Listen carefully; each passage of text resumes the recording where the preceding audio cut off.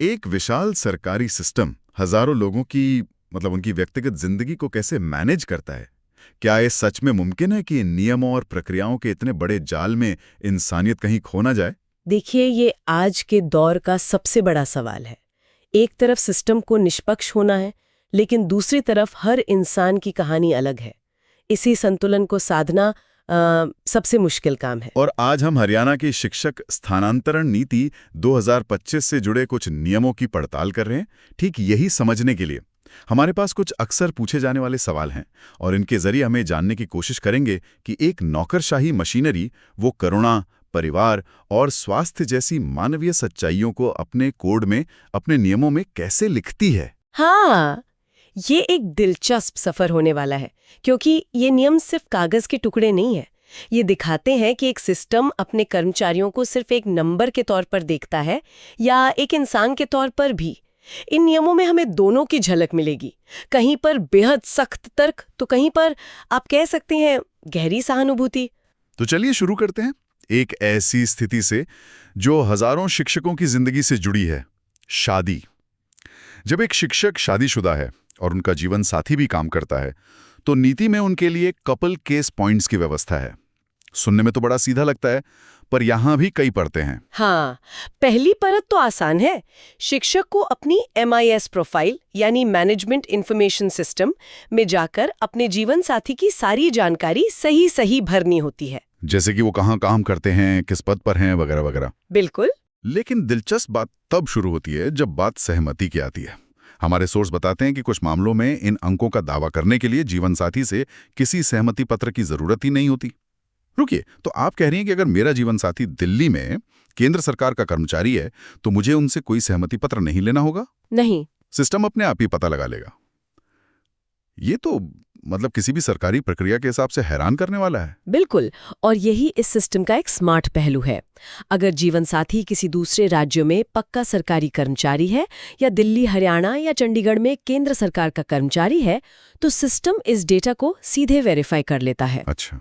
शिक्षकों को कागज लेकर दफ्तरों के चक्कर नहीं काटने पड़ते। ये टेक्नोलॉजी का सही इस्तेमाल है, जहां सिस्टम इंसान का काम आसान कर रहा है। ये तो वाकई बहुत अच्छा है। लेकिन फिर ये सहमति और OTP वेरिफिकेशन का चक्कर कहाँ से आया? इसकी जरूरत कब पड़ती है? इसकी जरूरत तब पड़ती है जब दोनों जीवन साथी हरियाणा के स्कूल शिक्षा विभाग में ही हों या फिर OTP यानी ऑनलाइन ट्रांसफर पॉलिसी के दायरे में आने वाले कर्मचारी हों। मतलब जब दोनों एक ही सिस्टम का हिस्सा हों। अच्छा, तो मान लीजिए एक कपल में दोनों टीचर हैं और पति चाहता है कि उसे 5 कपल केस पॉइंट्स मिल जाएं, तो उसे एक सहमति फॉर्म भरना होगा। लेकिन एक मिनट, मैं थोड़ा उलझन में हूं। पूछिए।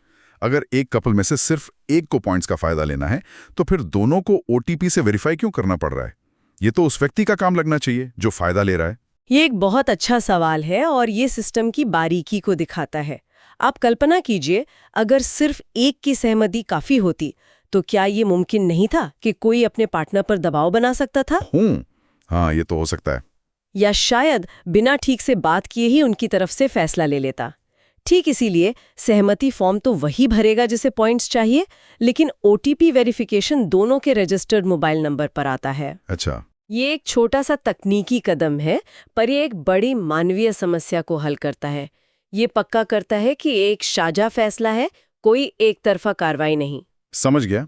इसे आप एक डिजिटल ताला समझ सकती हैं, जिसकी 2 चाबियां हैं, एक पति के पास, एक पत्नी के पास।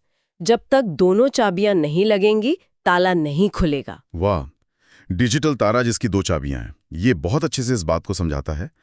तो ये तो ही परिवार को एक साथ रखने की बात। लेकिन एक परिवार की बुनियाद तो व्यक्ति के अपने स्वास्थ्य पर टिकी होती है ना? बिल्कुल। अगर कोई शिक्षक खुद किसी गंभीर स्वास्थ्य समस्या से जूझ रहा हो, तो क्या नीति में उसके लिए कोई सहारा है? हाँ, और ये उतना ही जरूरी है।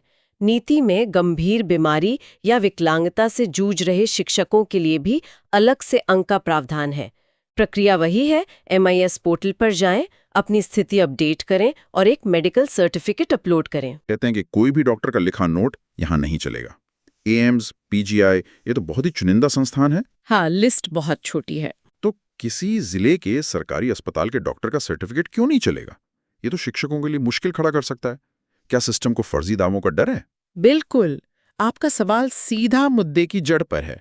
जब दांव पर पसंदीदा पोस्टिंग हो, तो सिस्टम का दुरुपयोग होने का खतरा हमेशा रहता है।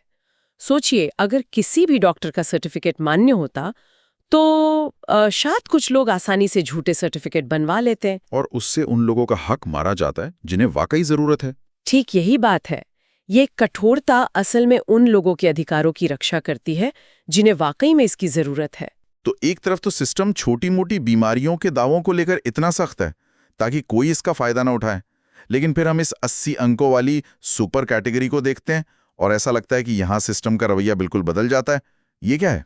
ये एक बेहतरीन अवलोकन है और यहीं हमें इस नीति का दिल दिखाई देता है। ये दिखाता है कि नीति कठोरता और करुणा के बीच संतुलन बना रही है। सामान्य मामलों में यह दुरुपयोग रोकने के लिए सख्त है, लेकिन जब जीवन की असाधारण परिस्थितियां हों तो ये पूरी तरह करुणा पर केंद्रित हो जाती है। और 80 मेरिट अंक मिलना मतलब आपको अपनी मनचाही जगह मिलना लगभग तय है? हाँ, लगभग तय है। तो कौन है वे लोग जिन्हें सिस्टम इतनी बड़ी प्राथमिकता दे रहा है? इसमें 4 तरह के शिक्षक आते हैं। पहले, वे जो अगले 12 महीनों के अंदर रिटायर होने वाले हैं। सिस्टम उन्हें यह मौका दे रहा है कि वे अपने करियर का आखिरी साल अपने घर के पास शांति से बिता सकें। ये एक तरह का सम्मान है उनकी सेवा के लिए। ये तो समझ आता है। और दूसरा कौन है?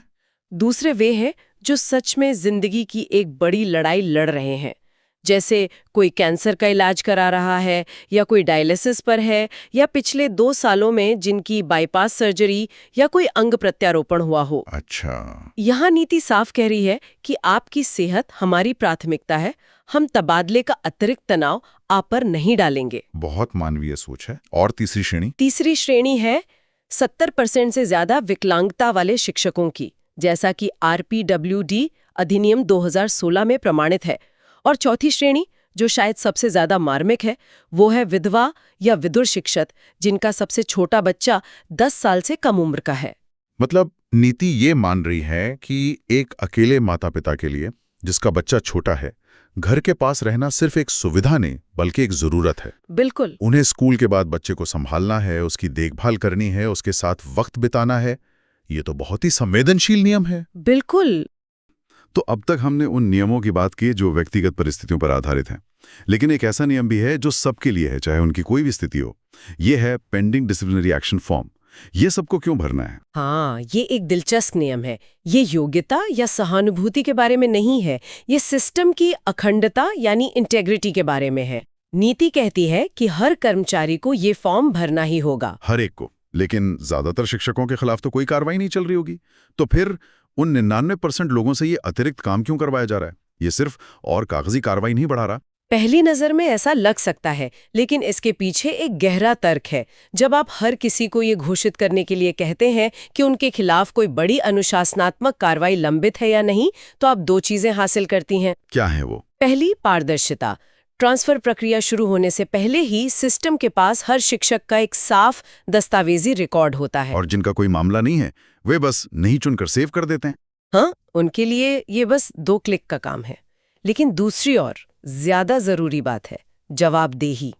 ये एक सेल्फ डिक्लेरेशन है। हर शिक्षक खुद ये प्रमाणित कर रहा है कि उसका रिकॉर्ड साफ है। अगर बाद में कोई जानकारी गलत निकलती है तो उसकी जवाबदेही तय की जा सकती है। अच्छा, तो ये एक तरह की सिस्टम वाइड इंटेग्रिटी जांच है। बिल्कुल। ये सुनिश्चित करता है कि प्रक्रिया में भाग लेने वाले सभी लोग एक साफ स्लेट के साथ आ रहे हों, या कम से कम उनकी स्थिति स्पष्ट रूप से दर्ज है। ये बाद की विवादों से बचाता है। तो आज की इस सारी बातचीत का क्या मतलब निकलता है? हमने कपल केस की डिजिटल चाबियों से लेकर गंभीर बीमारियों के लिए करुणा और फिर सबके लिए एक इंटेग्रिटी जांच की बात की। ये सिर्फ नियमों की एक सूची नहीं लगती। बिल्कुल नहीं, ये एक पूरी सोच को दर्शाती है। आज की बातचीत से ये साफ है कि ये स्थानांतरण नीति सिर्फ एक प्रशासनिक कवायद नहीं है। ये नियमों का एक ऐसा ढांचा है जो हजारों लोगों की पेशेवर जरूरतों को उनकी व्यक्तिगत जिंदगी की सच्चाइयों के साथ संतुलित करने की एक बहुत गंभीर कोशिश करता है। हाँ, ये दिखाता है कि एक बड़ा प्रशासनिक सिस्टम कैसे निष्पक्षता और करुणा को एक साथ साधने की कोशिश करता है। और ये आसान नहीं है। बिल्कुल। एक तरफ आपको ऐसे नियम बनाने हैं जो सबके लिए बराबर हों, ताकि कोई पक्षपात न हो। दूसरी तरफ आपको ये भी याद रखना है कि हर नियम का असर एक जीते जागते इंसान पर पड़ेगा, जिसकी अपनी चुनौतियां हैं। तो ये नीति उस चुनौती का एक जवाब है। कपल केस के नियम परिवार को महत्व देते हैं, बीमारी और विकलांगता के अंक स्वास्थ्य को। सही है। 80 अंकों की विशेष श्रेणी जीवन के सबसे नाजुक पलों का सम्मान करती है। और अनुशासनात्मक फॉर्म पूरी प्रक्रिया में ईमानदारी बनाए रखने की कोशिश करता है। आपने इसे बिल्कुल सही तरीके से समेटा है। ये एक विशाल नौकरशाही के भीतर मानवीय तत्व को संभालने का एक संरचित प्रयास है। यह दिखाता है कि नियमों के जाल के पीछे मानवीय जरूरतों को समझने और उन्हें समायोजित करने की एक गहरी कोशिश छिपी है।